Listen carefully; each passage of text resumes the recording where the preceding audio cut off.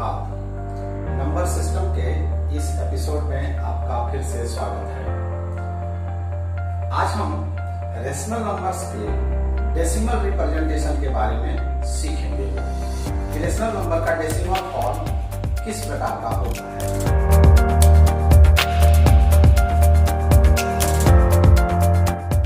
तो जब हम रेशनल नंबर की बात करते हैं तो दिमाग में P बाई Q का फॉर्म आ ही जाता है।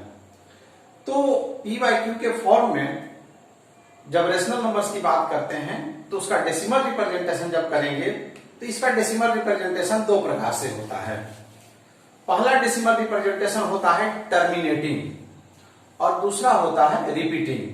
तो आइए सबसे पहले टर्मिनेटिंग डेसिमल्स पर बात करते हैं। टर्मिनेटिंग डेसिमल किसको कहते हैं? तो टर्मिनेटिंग डेसिमल जो होता है वो ऐसा डेसिमल फॉर्म रेशनल नंबर का होता है जब हम P बाई Q के फॉर्म में Q से P को डिवाइड करेंगे तो कुछ डिजिट के बाद वो एंड हो जाएगा, यानी उसका जो कोसेंट आएगा वो टर्मिनेट हो जाएगा।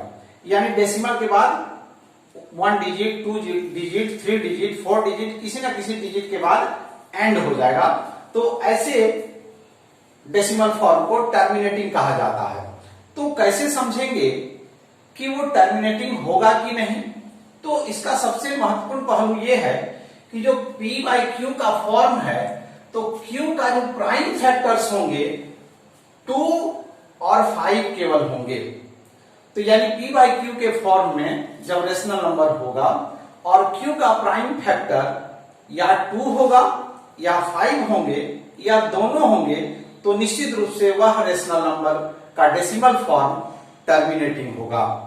जैसे उदाहरण के तौर पे यहां देखिए, मैंने कुछ एग्जांपल्स लिए हैं। 1/4 1/4 में P बाई Q का फॉर्म देखेंगे तो P के पास 1 है और Q 4 है।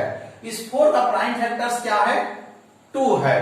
2 इंटू 2 4, यानी यह जो फॉर्म होगा जब हम 4 से 1 को डिवाइड करेंगे तो हमारा रिजल्टेंट आता है, कोसेंट आता है 0.25, यानी ये एंड हो जाता है डेसिमल के 2 डिजिट के बाद, यानी यह टर्मिनेटिंग है। उसी तरह से दूसरा एग्जांपल देखिए, 5/8 P बाई Q के फॉर्म में 5P है और Q 8 है। इसका प्राइम फैक्टर्स क्या है? 2 है। 2 इंटू 2 इंटू 2, यानी यह भी डेसिमल रिप्रेजेंटेशन में टर्मिनेटिंग है। जब हम 8 से 5 को डिवाइड करेंगे तो हमारा कोसेंट मिलेगा 0.625 और यहां यह एंड हो जाता है, यानी यह भी टर्मिनेटिंग है। आइए तीसरा एग्जांपल से समझते हैं। 7/25 25 का प्राइम फैक्टर क्या है? 5, यानी यहां 5 है। ये भी 25 से 7 को डिवाइड करेंगे तो हमारा रिजल्ट क्या रहा है? 0.28, यानी यह भी टर्मिनेटिंग है, यानी 2 डिजिट के बाद यह एंड हो जाता है। 11/125, यहां 125 का प्राइम फैक्टर क्या है? 5 है, यानी 5 इंटू 5 इंटू 5।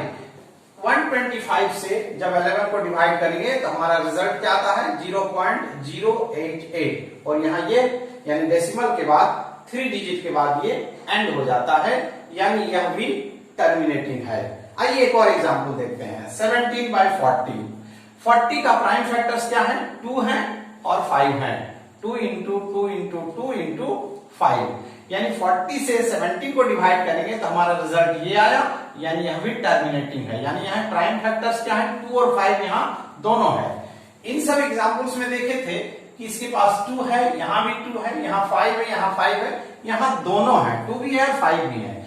यानी Q का प्राइम फैक्टर अगर 2 है तो टर्मिनेटिंग होगा, 5 है तो टर्मिनेटिंग होगा और 2 और 5 दोनों हैं तब भी टर्मिनेटिंग होगा। इस एग्जांपल से भी आप समझ सकते हैं। और इस तरह से टर्मिनेटिंग फॉर्म में जब हम देखेंगे, टर्मिनेटिंग फॉर्म को जब हम देखेंगे तो Q निश्चित रूप से 2 और 5, यानी Q का फैक्टर 2 और 5 होना चाहिए, तो वह टर्मिनेटिंग होगा। रेशनल नंबर के डेसिमल रिप्रेजेंटेशन में टर्मिनेटिंग के बाद अब आते हैं रिपीटिंग डेसिमल्स पर। रिपीटिंग डेसिमल्स को रेकरिंग भी बोलते हैं। तो रिपीटिंग डेसिमल्स कौन होते हैं? जब हम रेशनल नंबर को P बाई Q के फॉर्म में लिखते हैं तो टर्मिनेटिंग में हम लोगों ने देखा कि Q का प्राइम फैक्टर्स जो हैं 2 और 5 हैं। यहां Q का जो प्राइम फैक्टर होगा 2 और 5 के अलावा कुछ और होगा, यानी जो प्राइम फैक्टर्स होंगे उसमें 2 नहीं भी हो सकते हैं, 5 नहीं भी हो सकते हैं, लेकिन 2 और 5 भी यदि होगा तो इसके अलावा कोई और नंबर प्राइम फैक्टर्स में आएंगे। तो वैसे रेशनल नंबर्स जो होंगे वो रिपीटिंग या रिकरिंग होंगे।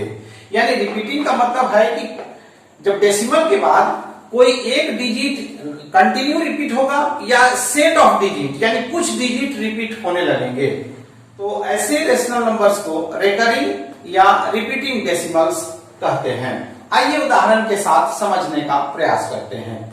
जैसे उदाहरण के तौर पे मैंने 2/3 लिया हुआ है। 3 से अगर 2 को डिवाइड करेंगे तो आपका रिजल्ट होगा 0.66666 कंटिन्यू आते रहेगा। यानी यहां 6 एक नंबर है जो रिपीट हो रहा है, तो हम इसको किस रूप में लिखेंगे? 0.6 के ऊपर एक बार में देंगे, इसको रिकरिंग बोलते हैं। यानी यह रिपीट हो रहा है, केवल 6 रिपीट हो रहा है, यानी एक डिजिट रिपीट हो रहा है।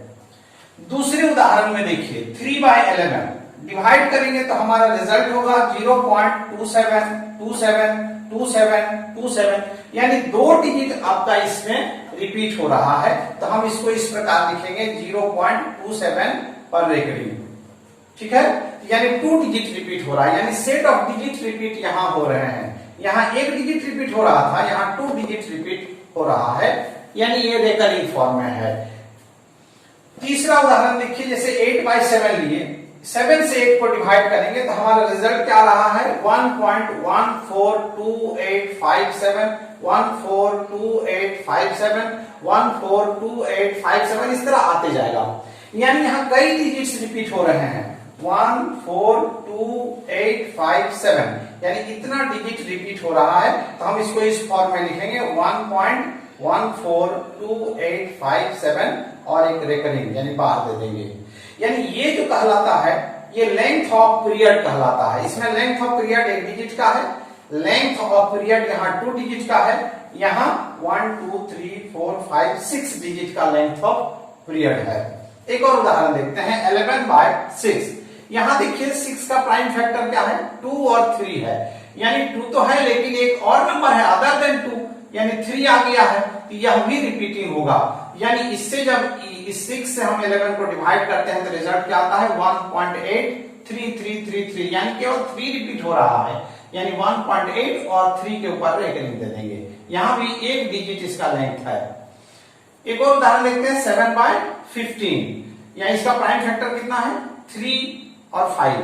यहाँ 5 है लेकिन अदर देन 5 एक और आ गया 3, यानी यह भी रिपीटिंग है। 15 से 7 को डिवाइड करेंगे, हमारा रिजल्ट आ रहा है 0.466666 आते जाएगा, यानी यहां भी एक डिजिट 6 रिपीट हो रहा है, तो 6 पर रिकरिंग दे देंगे। इस तरह से हम लोगों ने रेशनल नंबर्स का डेसिमल रिप्रेजेंटेशन आज देखा।